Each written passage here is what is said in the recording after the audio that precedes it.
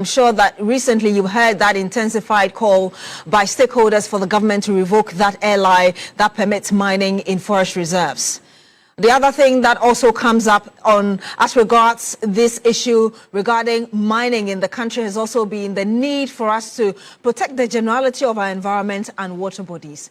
But perhaps one thing that a lot of people are not paying attention to is the food we eat, and how much of metals used by these miners perhaps have seeped into the food items that we get on the market and finally end up on our dining table. Well, that's what we want to talk about today, because I took a trip to the eastern region with some samples, cassava, plantain, your usual kontomire for your fufu or ampesi, to find out whether these metals indeed are found in our food items.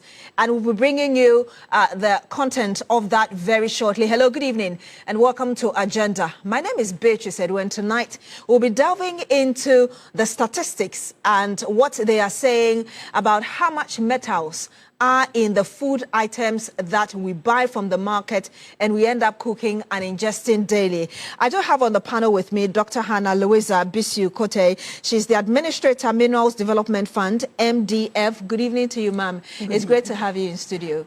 Great to be here. I also do have on my left side, my extreme left actually, Professor Benedicta Ofosu-Mensah. She's Acting Director, Institute for Environment and Sanitation Studies, University of Ghana. Prof, good evening to you. Thank you for joining us. Thank you. My immediate left, I do have with me Dr. Dennis Bote. He's a private medical practitioner. Good evening as well, Doc. Thank you for joining us. My pleasure. Of course, we do have our video call with us, Togbi Dr. Nyaho Tamaklo. He is a military doctor. He's also founding member of the opposition MPP, as well as former ambassador to Serbia and Montenegro. He joins us via video call. Doc, it's great to have you as well. Good evening to you. Good evening. And I was just telling you that indeed I took a trip to the eastern region, to be specific, at Tiwa West, to some communities to pick some food samples for a test, and we do have Professor Benedicta Ofosu-Mensah with us. She led that research and we'll be going into the details, but first, watch this.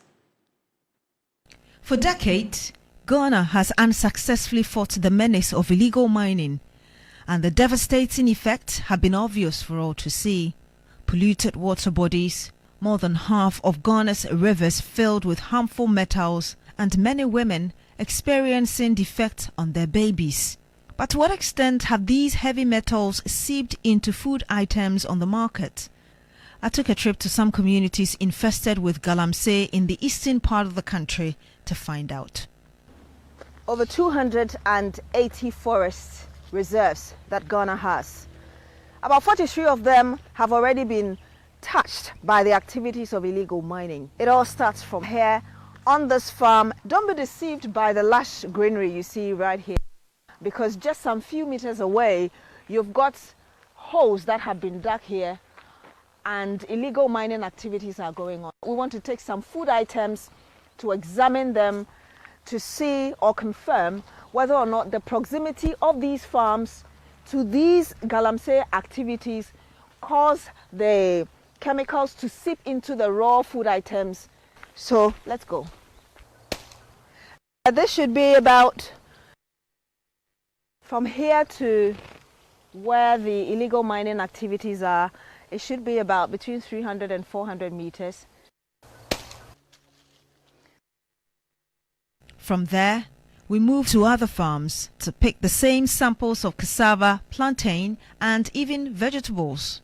I'm plucking some garden eggs and pepper from the plant that are just a few meters away from the illegal mining I've been talking to you about. We took these items to the ecological laboratory at the University of Ghana for examination and results. I have with me right now Professor Benedicta Ofosu-Mensah. She's the Acting Director for the Institute for Environment and Sanitation Studies, and this eco department is under her office, and of course she has a research assistant with her, Amwako Ofori, and so she will start really giving us the results, and then Amwako will conclude with that. Ma'am, please tell us what you found from the samples. The sampling is not a holistic sampling, that is not the entire eastern region, but they were just random sampling of some food stuff. Okay, so I can see on your laptop that you have plantain like we brought, cassava, contomere, garden eggs, pepper. Just tell us what you have. I've seen some numbers here. Okay, all right. So 5 heavy metals were analyzed in the laboratory, and then the food crops that were brought to the laboratory were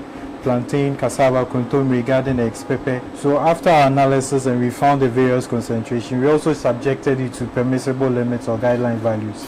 And so we chose WHO/FAO, which is the World Health Organization Food and Agriculture Organization limits, as well as EU limits. The results are shocking.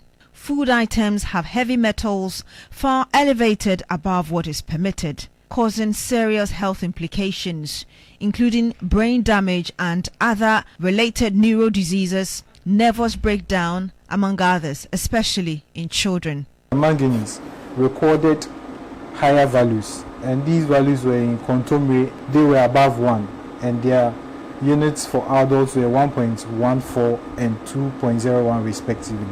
However, for children, it was higher in contomere and garden eggs, and their values are 1.23 and 1.03 respectively. Then also, we calculated for mercury, which is the target hazard quotient, and that one was also higher in cassava for both adults and a child, and they were 1.77 and 1.90 respectively. The next calculation or model we subjected it to is called health index, and then the health index is supposed to be the adding all multiple elements that you have analyzed together, and when you also sum them up, it shouldn't be above 1. But when we did a summation of copper, lead, zinc, manganese, and mercury, all of them were higher than 1. They were in the range of 2 to 4, which means they were higher than 1, which caused some concern. So in summary, manganese and mercury had the highest concentration in all the food substances. So some of the symptoms of taking too much lead in your food sample, it could be exposure to even low levels of lead can cause damage over time, especially in children. The greatest risk is to brain development, where irreversible damage can occur. Higher levels can damage the kidney and nervous systems in both children and adults.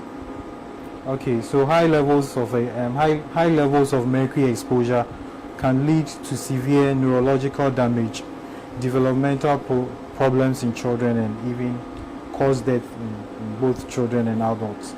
All right, so you just got a bit of the details there from that research and the health implications of consuming these food items that are polluted with these metals.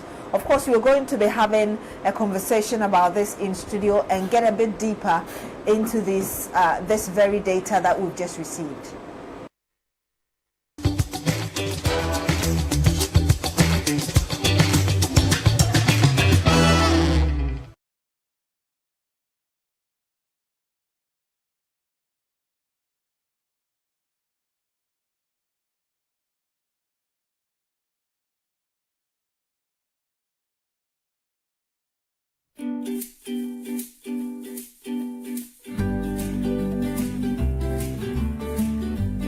Every morning, I wake up to this miracle sleeping soundly, but mornings weren't always this peaceful.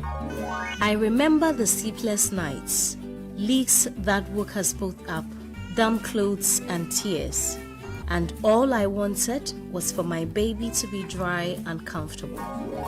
Then I discovered Flora Kids baby diaper. Its maximum absorption keeps my little one dry all night, giving us peaceful, restful sleep. And the stretchy side tapes, they make sure it's comfy even when she's on the move. Thanks to Flora Kids baby diaper, our nights are calm and our mornings are full of giggles. For bulk purchases, call Delta Paper Mail on 0243 033 033.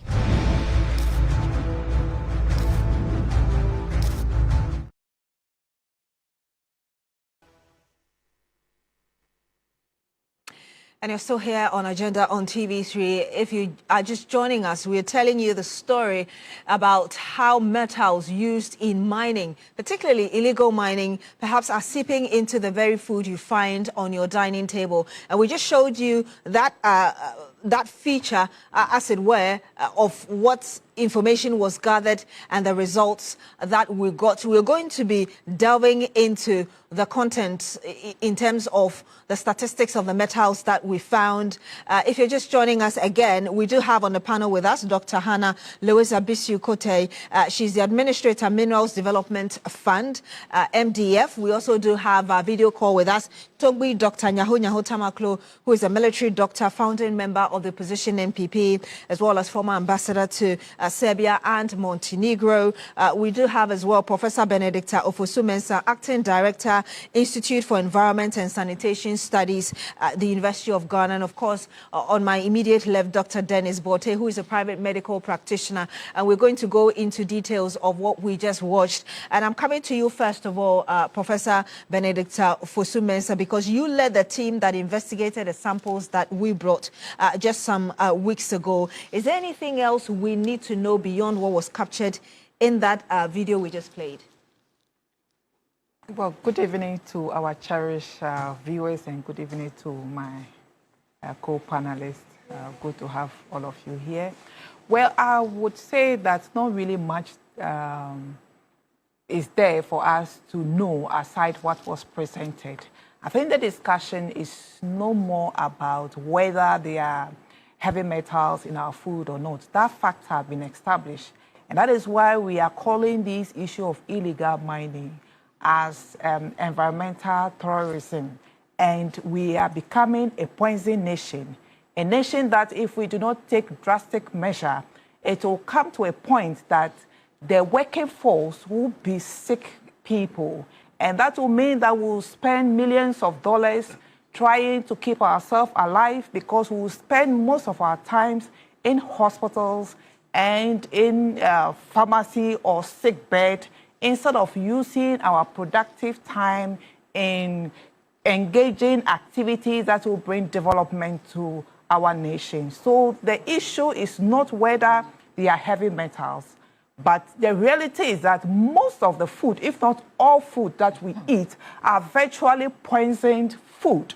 So when you have food on your table, you are eating fufu, you are eating yam, you are eating even contemporary, that takes fewer months or weeks to grow.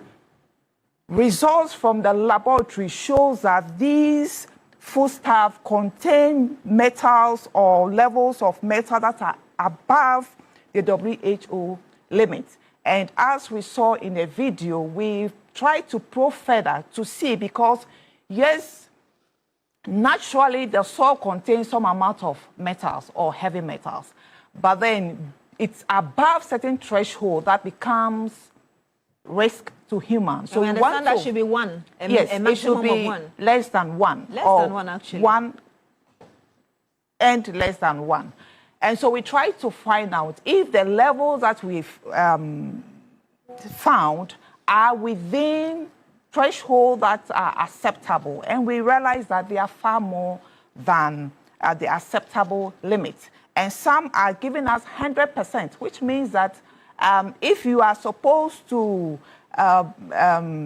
take in, let's say, 50 milligram, and you are within a safe region, you are now having 100 milligram, which is twice the amount which is the acceptable unit. So it is an established fact that all our food crops, in fact, I will not say all, but most of our food crops have higher levels of heavy metals. And hospital data or report shows that the number of kidney failure, the number of liver failure are going up on daily basis. And that is why, as a country, we all need to be worried. Because I keep on saying that, look, you may think that you are in Accra. You are very far from a mining site. But bear in mind, Accra, we do not have peri-urban area. In fact, most of our peri-urban agriculture fields have been taken up by estate developers. So most of the food that we eat here in Accra are coming from the hinterland. And it is these hinterlands that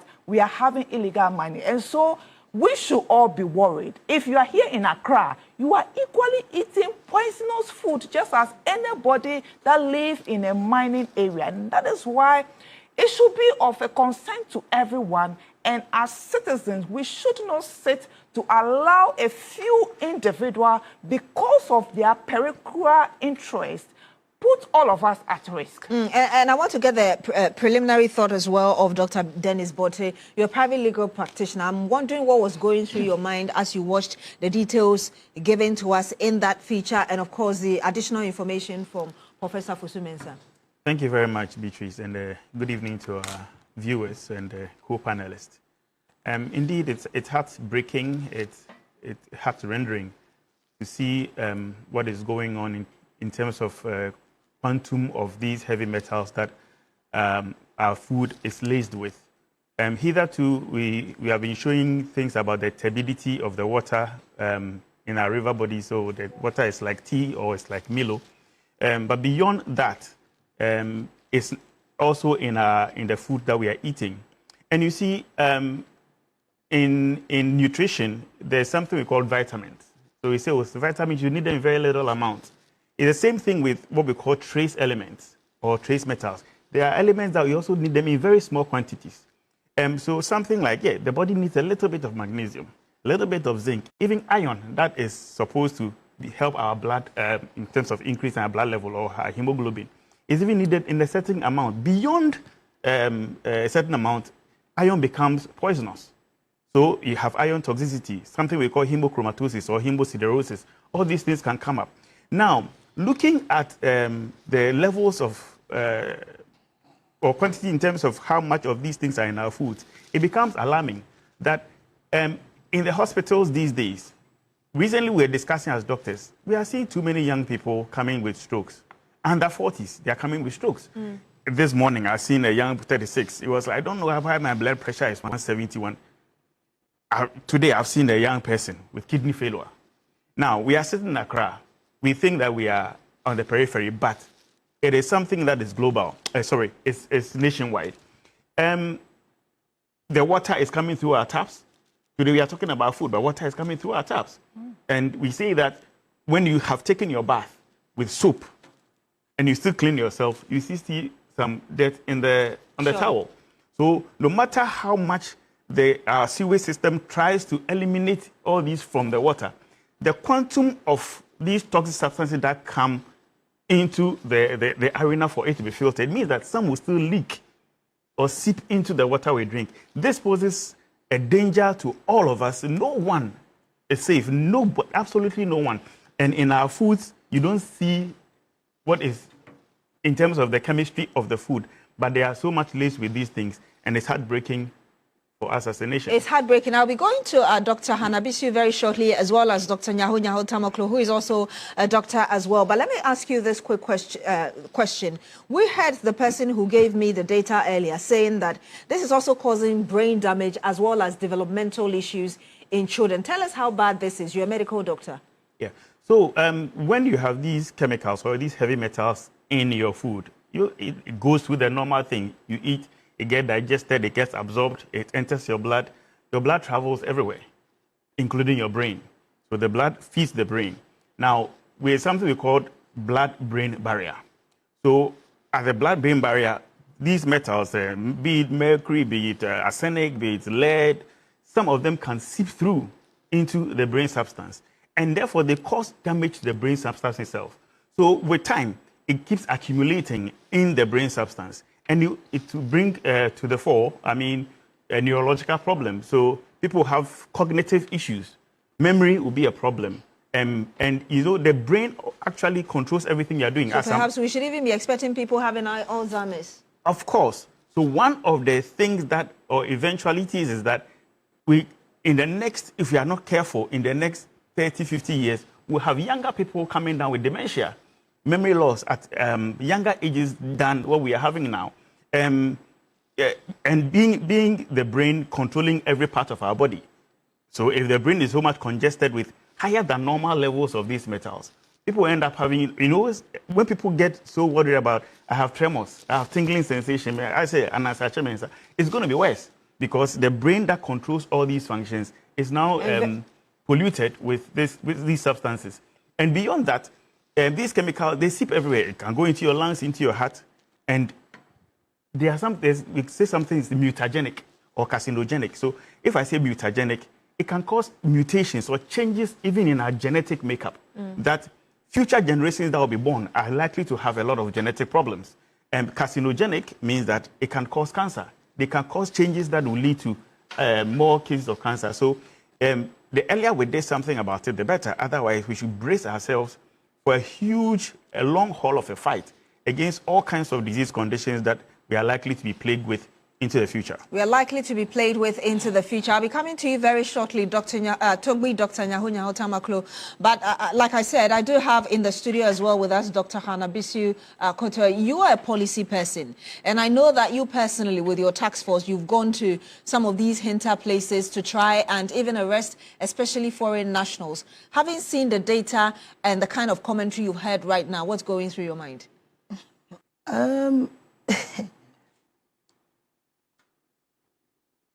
I'm trying to find the right words to describe what is out there.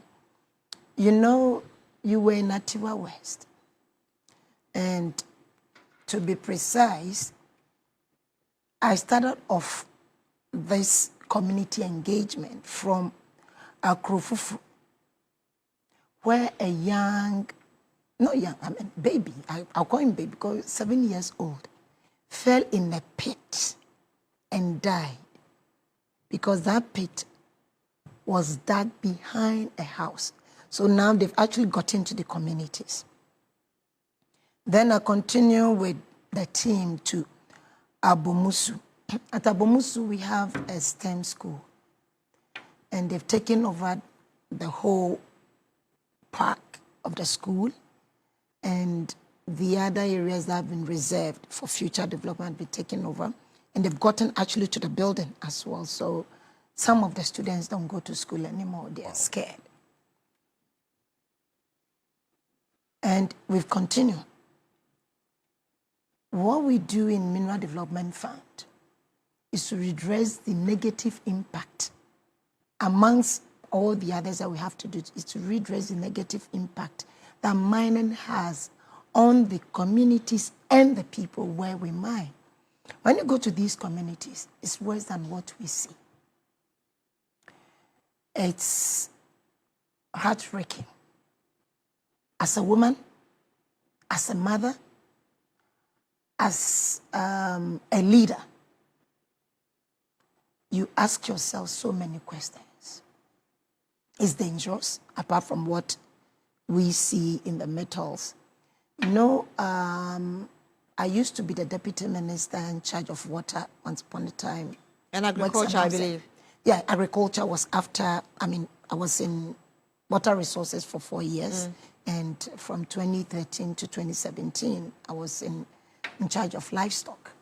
And I remember at that time, we had a lot of challenges, because Ghana Water cannot treat, I don't know whether now they have it. But recently they told us that they couldn't. No, then it's the same. Yeah.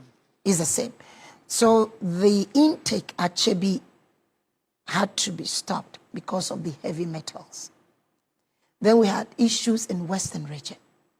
Bosumase, where the depth where we had the intake pump was 24 meters. But because of the mining in the Pra River, it had silted up to 4 meters. So I actually rushed to these areas, and anywhere I went to, I took samples of water. And I remember sending the sample in Chebi to the United States. And they did a test, and obviously, mercury was like no man's business, the levels. It was alarming. And there wasn't much that we could do. I think at the time, President Mahama actually, he had taken over then, and a small town water system was put in place. Then we had an issue of mercury presence in underground water, that's from a borehole in Kumasi. Oh, we're actually going to go into that in the course of the conversation. When this is something that some of us, we know that they exist. And I keep asking myself, do we know why a country like Ghana, where we are supposedly to be consuming organic food, where we have so much high prevalence of kidney problems, liver problems, I mean, now it doesn't even have age limit. When you go to the communities and you see... And if you could be wrapping up your preliminary thoughts so I can go to Dr. Nyaho. Okay, so when you go to the communities and you see our water bodies being mined and whatever they pick is being washed with mercury into the very river, and you live in Obuasi, and the downstream of the river that feeds you in Obuasi, that the upstream is in one of these communities, you're as good as dead. I think that is where I'll end it. That's where you end it. I'm coming to you, talk with Dr. Nyaho Tamaklo. I mean, you're a military doctor, you're a doctor, a medical doctor as well, and a founding member of the opposition NPP. Where did we get it wrong, aside from the seeming lack of political will to deal with this? And we've been talking about this for years. Good evening to other panelists there, and particular to Dr. Mrs. Kotei. I haven't seen her for a while. And I would like to take the opportunity to say congratulations, since we had her new appointment. I haven't seen her. Now, I will be blunt, very blunt. What we are discussing now didn't start today. It started about 25 to 30 years ago. The records are there. 25 to 30 years ago. And indeed, where we've got to, if governments don't work on it, then what will happen next? No one can get. A clear explanation has been made by the researcher. Very clear explanations have been made by the medical doctor there. So I don't have to go over them. Now, we started destroying our water bodies and the forest years ago, as I said. Believe it or not, as we stand now, governments have come and gone. Not a single government has made the effort to stamp this out. And what surprises me is that they campaign on this, they come to power, and they don't do anything about it. Including the current government? I say any government, including the present government. Including the present government. Because the fair solution any government should have taken is to stop what is going on. It's just like having a fire in a house. The first thing you do is to put the fire out. So we've heard, for instance, the vice president ahead of the elections, we heard her say that the government, if Ghanaians voted for the NDC, would be interested in responsible mining and ensuring that people mined properly. And there seems to be the idea that that's the tangents the government wants to go on. You don't think that that's good enough in terms of dealing with this menace? No, let's be frank with ourselves. As far as I'm concerned, there's nothing nothing like responsible mining. What is responsible mining? The people really destroying this country are the kingpins, and they know them. Why they can't go after them is a big problem. The ordinary person in the village cannot afford an excavator. You know the price of one excavator? Those who bring in the excavators are those they should hold responsible. And this is a work of national security. For years, 8 years plus, we have national security who were just chasing citizens. This is their work. There are campaigns behind. The moment you get hold of them, this nonsense will stop. And I have said time and again, the first thing that should be done now is to declare state of emergency. You can't do anything without that. In areas that have been affected or in areas where this destructive operation is going on, you declare state of emergency, get the soldiers involved. That's why the soldiers are there. Put 2 battalions there. 2 battalions will stop this. I've said about it a year and a half ago, and I'm repeating it. That is their way. Put 2 battalions, infantry battalion there, and let them flush the whole area. Doc, I'm happy that you're a military man yourself. You trained as a soldier, and the concern is that soldiers are trained to kill. So when you send them to the bush, they'll kill people. Is that what you want? Listen, those in the villages or those kingpins who have been making their money, the innocent people they have been killing. What do you think about that? The work of a soldier is to act on orders. If it's killing that will solve that problem, they will kill.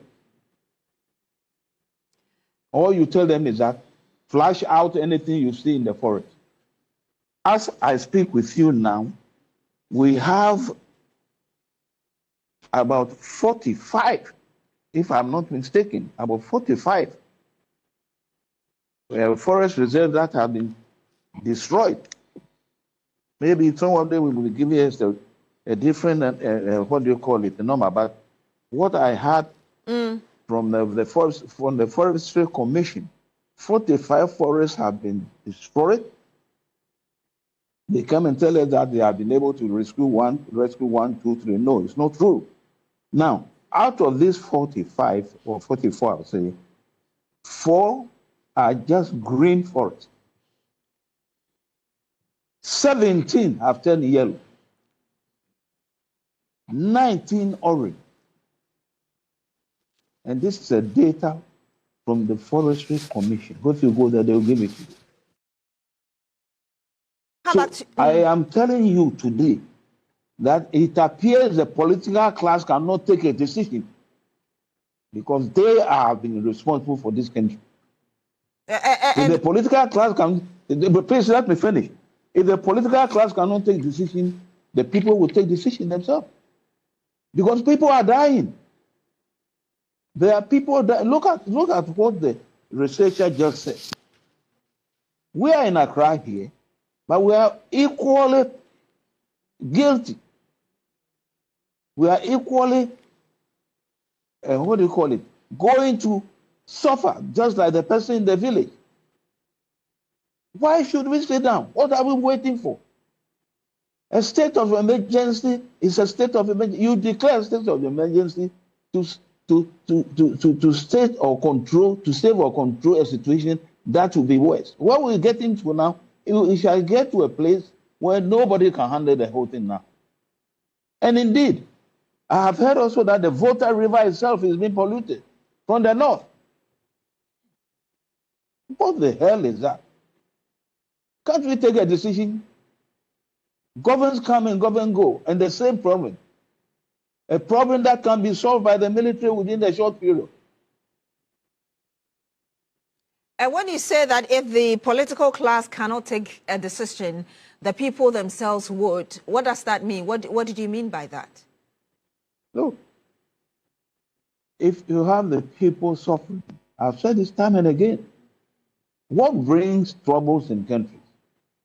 When the people are suffering, especially, at least, if we have not seen some before, we've read it happen in other countries. And they get fed up. They do what they want to do, and nobody can control them. Civil unrest, you mean? When the people get fed up with the system, they do what they want to do, and nobody can control them. And I'm glad... we are suffering. People are suffering. We have, even hospitals are so understaffed. Hospitals don't have equipment. I mean, the country is in a pathetic state. And simple decisions cannot be taken by about 4 different governments that are passed. What is happening? I want to come to Dr. Hanna Bisiw, because you asked the question about why the government doesn't seem to want to get, quote unquote, the big fishes, but always going for those who are on site. And Doc, I'm coming directly to you on that, because earlier I mentioned that you've been going to these hinterlands yourself. You had a concern of Dr. Togbi Dr. Nyaho Tamaklu, and it's a concern expressed by a number of other people that go get the big fishes. Those on site are not really the ones who are sponsoring themselves. That is also not generally the case. Okay, when you say those on site, so when I meet Chinese on site, they are not sponsoring themselves. But somebody put them there. Exactly, they're together with somebody. And the actions that Mineral Development Fund that represent the communities, the actions that we've taken, these actions, they began yielding results. When you go to Etiwa West, we arrested those on site, and the one behind has appeared. Because we take you, once you touch the communities. So I was telling people, you know, when you start doing these things and you're getting results, then you have some group of persons that somehow it affects. Maybe directly or indirectly, I don't know. And they will try and come up with all sort of funny excuses. Oh, it's not your mandate. Oh, it's not this. I was actually going to go there. No, don't even go there. As a Ghanaian, it's my mandate. That is number one. To be going to the forest when you have the police, the military, and other people who are supposed to be so now let me also tell you, why do you arrest a thief when they come to your house? Why don't you sit down and, as said, it's not your duty to arrest a thief because you're not a police officer? Are you a police officer? No. So will you watch a thief to rob you or rob your neighbor because you are not a police officer? So you've taken it upon yourself. And so, no, and also, let me also clarify for you. Probably you've not seen the videos. I don't go alone.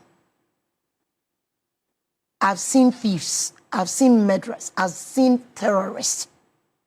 They are environmental terrorists. They're terrorizing the communities that I'm supposed to serve. They terrorize these communities that I'm required, even by NDPC. They said the Mineral Development Fund, you should support in the prevention of mining environmental degradation and pollution and promote mining community socioeconomic environment. And the way to do it is to go to the forest.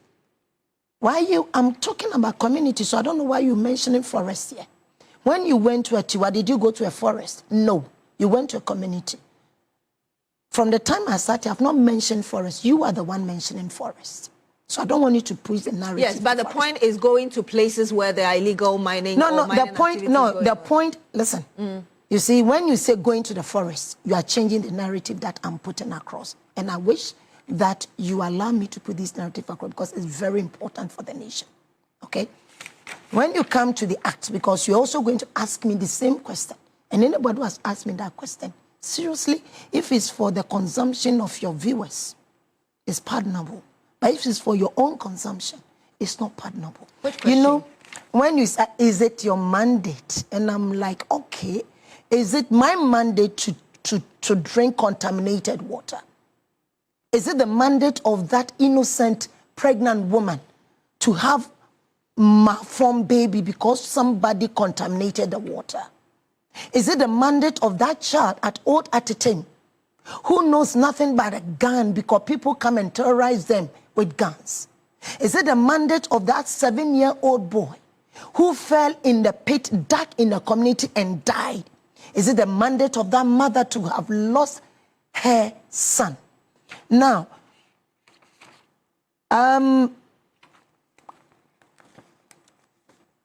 Section 5 of application of the fund, A, says we are supposed to redress the harmful effects of mining on affected communities and persons and promote local economic, those ones are put aside.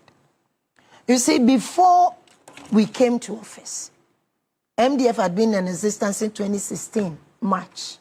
I'm the second administrator. A lot of people didn't know about MDF.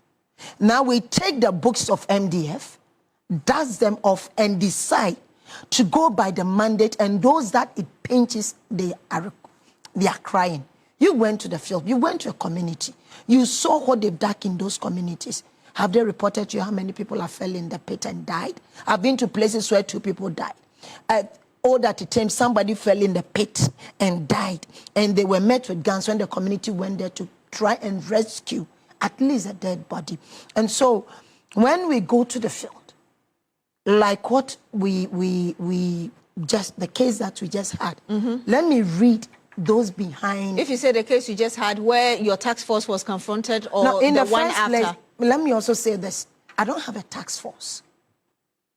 I'm the administrator of Mineral Development Fund. Now, when I'm moving into a community, by the request of the community, and I have letters, I received a letter from one of the big chiefs in this country yesterday, requesting that they don't trust any entity. They want Mineral Development Fund to come in and help them with all these elements from their communities. So when we get the invitation, we move in, okay? So when we are moving in, we go with the police, uniform and non-uniformed, and sometimes with the military.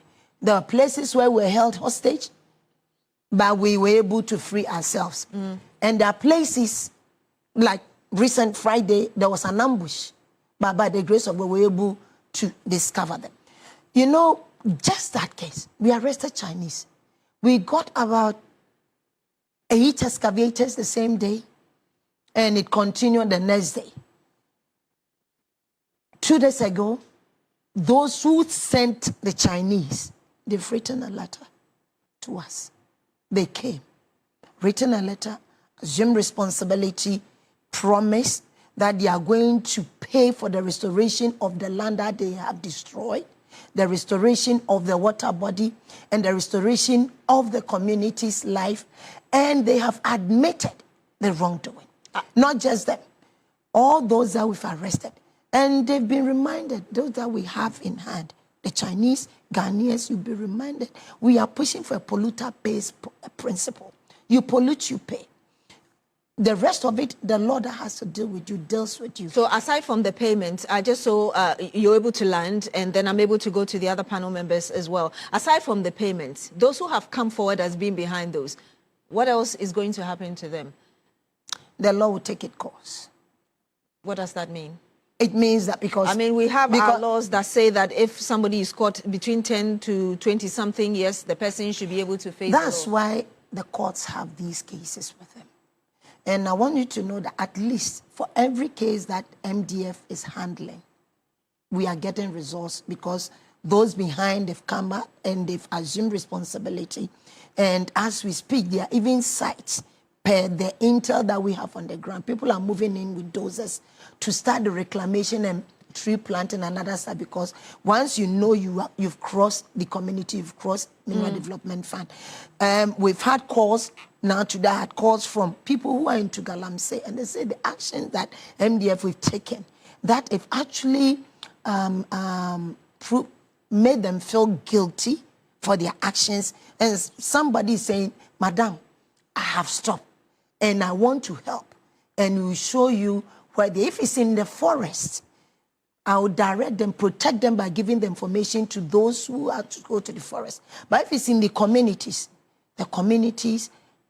we have to redress. But how do I redress a harmful effect of mining on them? When I meet people digging in schools, around the schools, in the communities, at backyards, taking over their farms, mining in the water bodies, contaminating it, then all that I have to do is throw my hands in despair and start crying. And what will that be? You know, they live in, I just wish that we could go and see what the people tell me is dangerous, and I tell you that those who live there, they live in danger every microsecond of their lives that they live in those And I want to ask you this question very briefly. I'll go to Dr. Nyaho Tamakulu, and then we'll look at the way forward as regards mitigations. But again, you just dismissed the reports that you have a task force. Just last week, we had the small-scale miners coming out to say that, yes, they like the fact that the government seems to want to do something about the fight against illegal mining, yet they feel that the efforts are not coordinated. And so you just, like I said, dismissed the bit about the task force, but you also do have the Forestry Commission doing its bits, the military doing its bit. Just yesterday, we heard the police administration at a press conference also telling us what they are also doing. Do you have an idea as a government, what kind of are we coordinating all these efforts so that not every, and then again yesterday we had Gold Board also launching a task force. How are we coordinating these efforts so there's one focus to achieve the same objective? I think that for military, the police, Gold Board, agencies and others, whatever they put in place, obviously there's a coordination, okay? The country is huge, and you heard Dr. Nyaunyau Tamaklo saying that the Volta today, I was just thinking, probably the Volta is also having its fair share. And he confirmed it for you. And he just said it, okay? And so when you coordinate, when Mineral Development Fund, if we have a distress call from a community and we are visited, and you go to the police, and we go to the military, and we seek for assistance for them to go with us, it's as coordinated as, because they also have their chain of command. You understand? So they come in that force, and when we finish, everything that is taken, if it's excavated, everything, it goes to the police. We don't deal with those things. Our one is to pursue, to make sure that whoever is arrested is not left off the hook per phone call or monies or any other thing, and it's yielding results. And talk with Dr. Nyaunyau Tamaklo, I'll be coming to you very shortly, but the other two panelists in the studio haven't spoken, and so I want to come to them, and I'm looking at the way forward, really. Doc, what can be done? Is there any way to turn this around? Reclaiming our lands, purifying our food and our water? Of course. Because we call this existential threat, call it whatever, environmental terrorism. The only way to do it is to reverse what is going on, by whichever means. I know countries where things that like this started, and some of these methods were being used, and people were like, still going on. So it became a shoot to kill. Kind of the approach Togbi is telling us and about. once that thing was adopted, it stopped. And you see, we are all being killed gradually. Because we are all drinking from the same taps. You fetch water from your tap, and you just the quality or the way it looks to tell you that it is polluted. The fish in the water, they are imbibing and assimilating all these metals into themselves.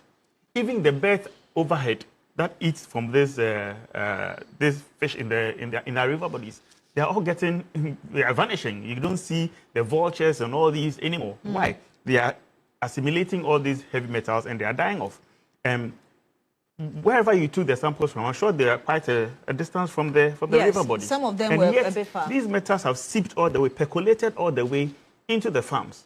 So you can imagine what is going on in the river bodies and the fish that we consume. And fish is also food. So it's all there. We have no choice than to be frontal with this and fight it as a war.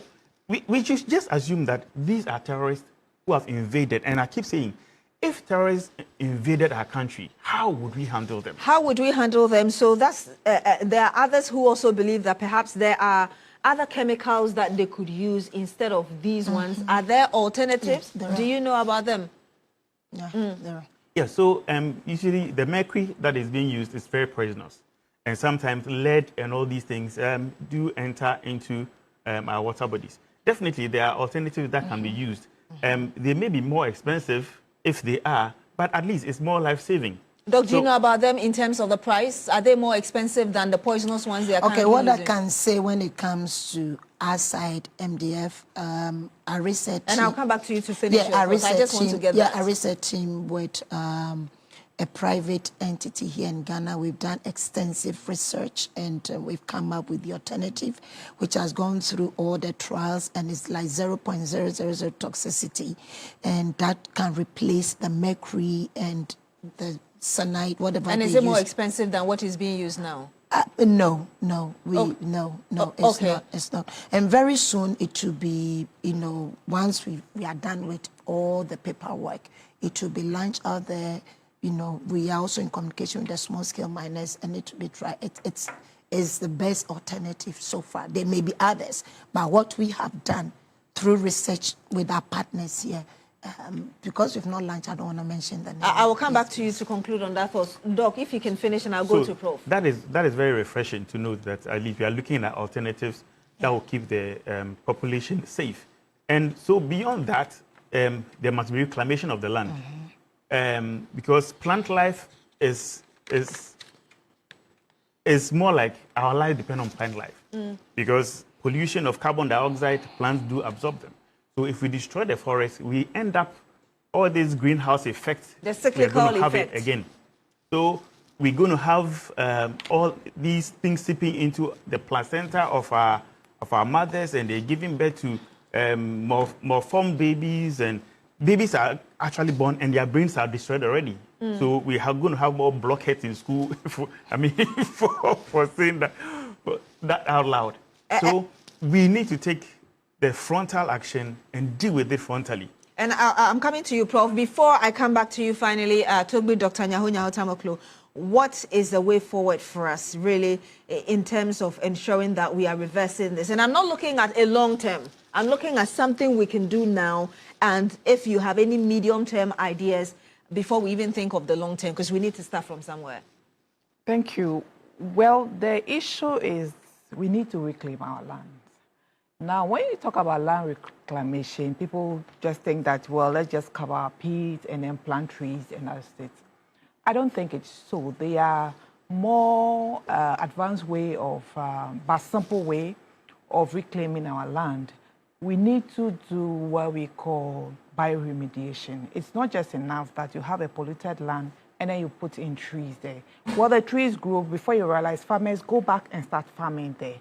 Heavy metals are not metals that, you put in there and within a year or two, they evaporate or disappear. They are there for years.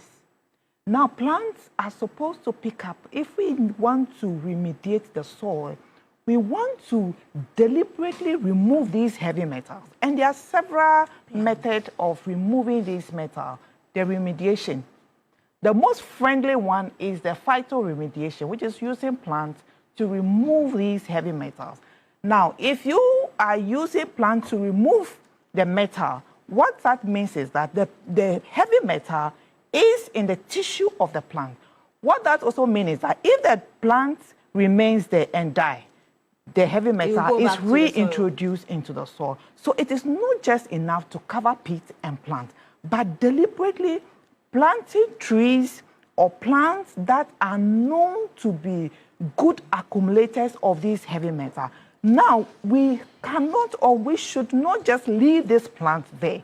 It means that we have to deliberately harvest this plant and destroy them appropriately. That will be the only way by which we can remove these heavy metals. So once the plants are there, when they die, they reintroduce. And then when the plants grow, and we just think that, oh, everything is okay, farmers go to plants, the plants bioaccumulate these things. And when you talk about the food chain. If you could wrap up in 20 seconds. Yes, please. So the food chain, plants are the primary producers. So if contaminant wants to go into the food chain, it starts from plants. Once the plant eats it, animals go to eat the plant, human beings eat animals or eat the plant. It's reintroduced into the system. So it is not enough as a country to say that we are solving the problem by just covering pits and plant trees, but we should be deliberate in harvesting these plants and properly, destroy. Our time is actually up, but in the meantime, should we ban food coming from all mining areas?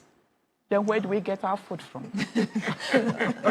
Okay, so, Doc, I promised I was going to come back to you in like 20 seconds so we can wrap up because our time is really up. I quickly want to say this, that at Mineral Development Fund, together with our partners of Ishinta Group, we are going to the plantation of Remy. And there are species of Remy that actually absorbs the heavy metals. In the next few weeks, their scientists will be coming down to Ghana, and our research team leaders also go and learn. So to be some of the species that will be absorbing will be given, seedlings will be given to some of these communities.